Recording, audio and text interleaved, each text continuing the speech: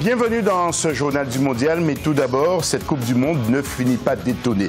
La révélation pour l'instant, et qui fait peur, il s'agit du petit Kylian Mbappé, mais autre constat ce jour, c'est l'élimination de l'Allemagne, l'Argentine, le Portugal, l'Espagne, mais pour notre continent, le rêve s'est aussi arrêté au premier tour et certains voyaient l'Égypte, le Maroc et le Sénégal atteindre les sommets, voire au moins les quarts de finale. Nous y reviendrons, mais place au terrain.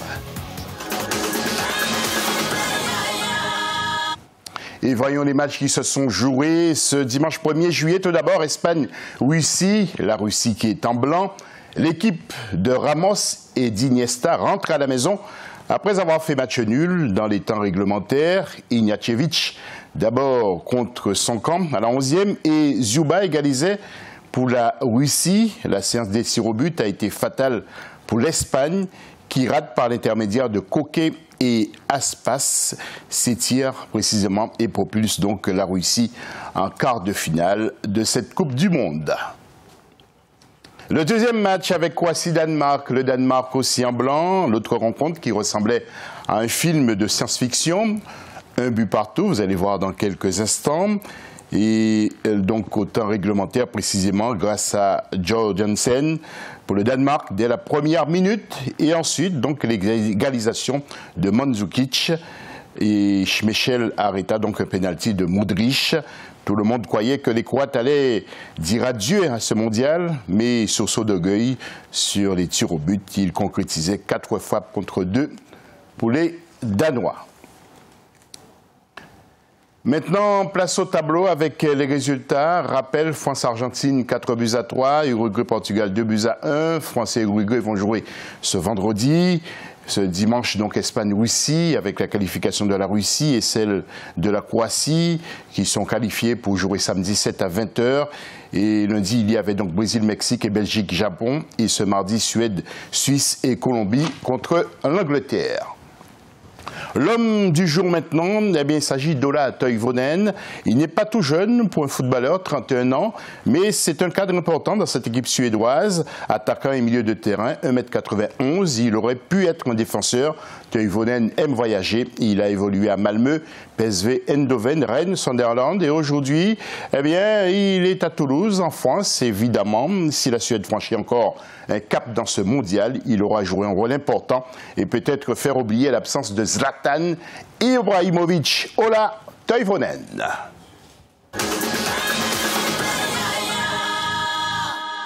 Match de ce mardi 3 juillet, comptant toujours pour les 8e de finale. Voyons tout cela avec la rédaction d'Africa 24. Deux équipes qui n'étaient pas vraiment attendues en 8e de finale de la Coupe du Monde s'affrontent ce 3 juillet. La Suède, qui totalise 6 points à la fin des phases de poule, si elle n'est pas l'une des plus belles attaques de la compétition avec seulement 5 buts marqués, peut se vanter d'avoir une bonne défense. Elle n'a en effet encaissé que 2 buts en 3 matchs. Elle aura en face une équipe suisse décisive sur ses attaques, mais qui pêche dans sa défense. Le deuxième match de la journée sera une rencontre à sensation. Les Colombiens, après avoir créé la surprise dans le groupe H, veulent aller plus loin qu'en 2014, où ils avaient atteint les quarts de finale. Leur adversaire, l'Angleterre, dont les résultats en Coupe du Monde ne sont plus reluisants depuis 1966, peut prouver qu'elle a encore une place parmi les grandes nations de football. Mais déjà, ces matchs en phase de poule n'augurent pas une victoire certaine sur la Colombie. Les duels donc de ce mardi 3 juillet avec tout d'abord Suède contre la Suisse. La Suède, pays qui a toujours joué un rôle important dans le football européen, 12 participations à la Coupe du Monde. La Suisse avec ses 11 participations parmi les 10 premiers justement au classement FIFA. Il faut s'attendre à un très beau duel. Colombie-Angleterre maintenant, ce sera à 18h GMT. Colombie, voilà une équipe qui progresse sans cesse.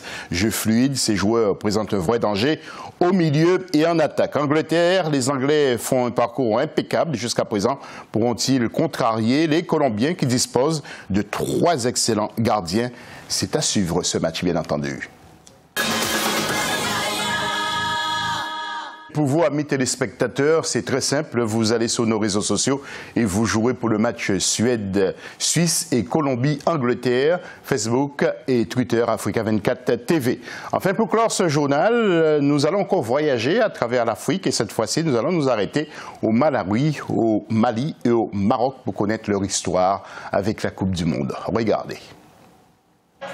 Le Malawi affiche depuis quelques années ses ambitions sur le plan du développement du football. Le pays a préparé à 2 phases finales de Coupe d'Afrique des Nations en 1984 et en 2010, mais espère toujours une première participation à une Coupe du Monde. Les Malawites se sont dotés d'une fédération de football en 1966, affiliée à la Fédération internationale de football association depuis 1967 et membre de la Confédération africaine de football depuis 1968. Les Flammes ont tout de même atteint 2 fois la finale de la Coupe COSAFA en 2002 et en 2003. Le Mali également ne s'est jamais qualifié en Coupe du Monde, mais est plus connu sur la scène internationale que le Malawi. Les Aigles ont pris part à 10 phases finales de Coupe d'Afrique des Nations et s'étaient hissés en finale en 1972. Les Aigles se sont classés 3e de la CAN en 2012 et en 2015. Ils sont finalistes du Championnat d'Afrique des Nations 2016 et quart de finalistes des Jeux Olympiques d'Athènes en 2004. Le Maroc présente un meilleur visage avec ses 5 phases finale de Coupe du Monde jouée pour une seule qualification en 8e de finale en 1986. Les Lions de l'Atlas ont remporté une Coupe d'Afrique des Nations en 1976 en 16 phases finales disputées. Ils ont remporté cette année le championnat d'Afrique des Nations à domicile.